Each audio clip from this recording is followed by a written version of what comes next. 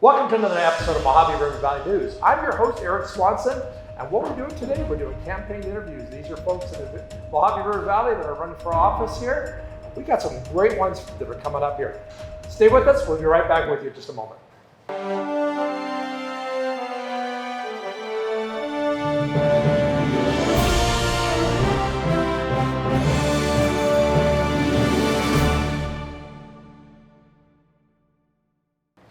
All right, today I have a candidate for you. We're going to have a conversation. We're going to bring him into the room here. It's Michael Karen. Now, Michael Karen is running for the Apple Valley Town Council, and it's in area number 3. Now, what's happened, remember, a lot of these communities are not at large anymore, so you may not be able to vote for anybody. And a lot of the candidates we're going to show you are all going to be split in these areas. So Michael's going to be with us in a minute. We're going to ask him some pertinent questions about the town of Apple Valley and why he wants to run. Guess what? We'll be right back with you. Now I'm here with Michael Karen. Michael, tell us a little bit about yourself real quick. So my name is Michael Karen. I've lived in Apple Valley for 23 years, ran a successful business up here, and I'm actually a son of a sheriff. My dad was the sheriff of Cheyenne, Wyoming, and of Cook County up in Washington.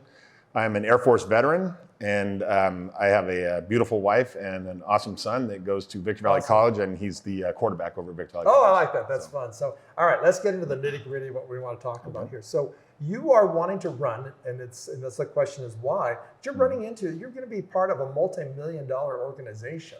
What are your thoughts to that? What drives you? Well, I've been a part of that before. I was on the Apple Valley Fire Board, so right. I've run a budget with $1 million budget before. There's a lot of things that I'd like to see happen with Apple Valley. Talking with some of the people that live in Apple Valley, they've been telling me that they've had questions or concerns that they've had that they feel like they're not being heard. So one of the things that I'd like to do is actually have a monthly coffee meeting where people can actually come and talk to me and tell me what's going on. And I want to be part of the community and make sure that public safety and law and order is top of mind for me. So. Yeah, because that's one of the questions, because there's so much that's going across the country about figuring out how to, and it's starting to tone down a bit. I think people are starting to wake up on this, about trying to take your police departments and water it down. What is your take on that? I actually want to bring the police department up. Go. Okay. Yeah, I'd like to add more deputies. So, yeah, because it's huge. Crime is one of those big things. So when you are coming into on a council or any type of elected body, you're having to work with everybody else, and you have to try to figure out how to envision what kind of things are policies, ordinances, and direction. What are some of your thoughts on that, as far as one, be able to work with the rest of the council members, and number two, what do you think you would be able to bring to the council itself? Working with other people, not a problem. I've done that on a like I said, the fire board where I was a Republican. There were some Democrats on there. Obviously, it was a nonpartisan board, but we still worked together and got things done. As far as the town council, I want to make sure that I bring the concerns of the citizens of District 3, not only District 3, but all of Apple Valley, because even though I serve for District 3, the entire Apple Valley would be my area. So I want to make sure that law and order, we have enough police. Like I said, I want to make sure that any concern that is brought before the board, or I'm sorry, the council, is taken seriously. Because like I said, some of the people that I've talked to feel like they're not being heard right now. So now let's come back in here, because one of the big pushes across the state is trying to figure out affordable housing. And I know some of the policies that are coming out of Sacramento are really putting pressure on not only the town of Apple Valley, but Hesperia and Victor Valley and Atlanta to increase the housing. Because I think that's one of the challenges is how do you keep the community to a small community and actually bring into the more housing into the community. Yeah, obviously because of federal funding, there's a certain amount of low-income housing that's required. So I definitely would like to make sure that we meet those minimums and keep Apple Valley, the way that Apple Valley was envisioned. Excuse me, sorry. And I know that the current vision for Apple Valley is 1 acre lots. I am flexible on that.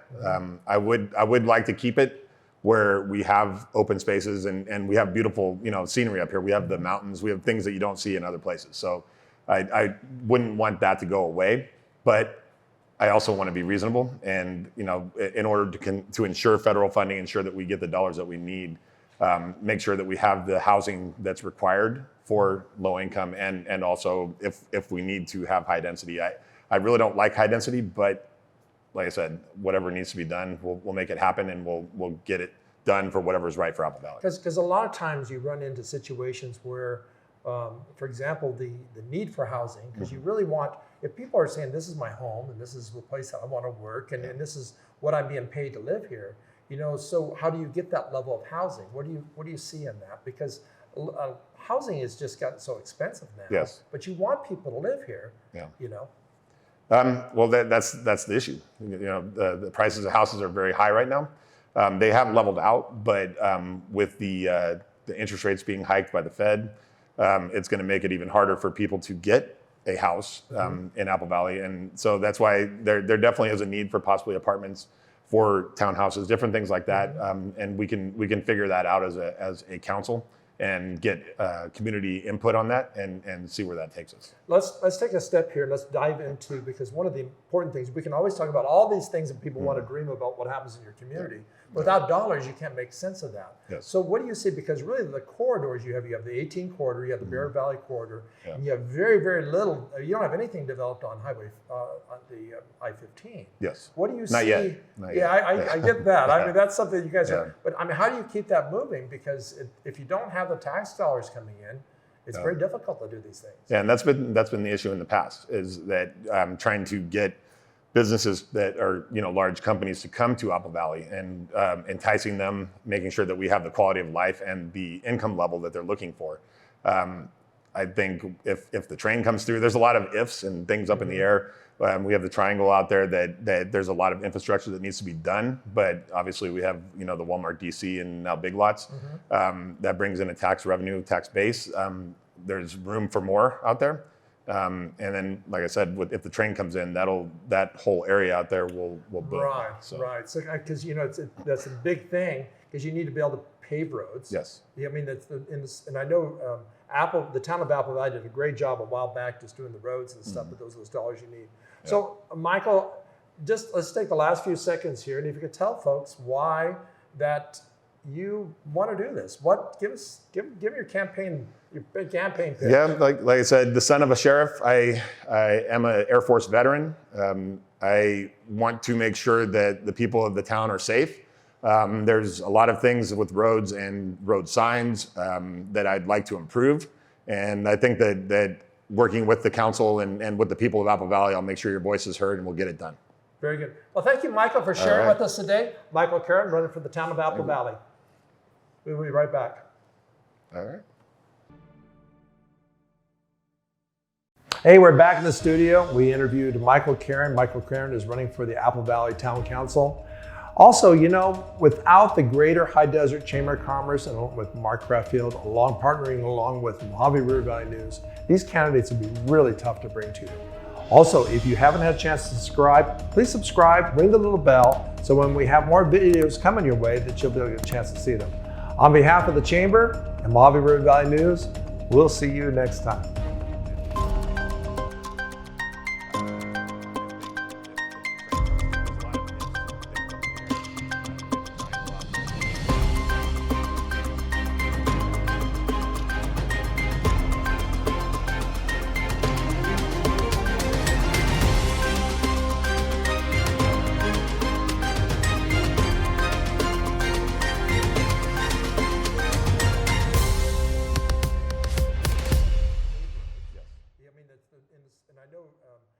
The town of Apple Valley did a great job.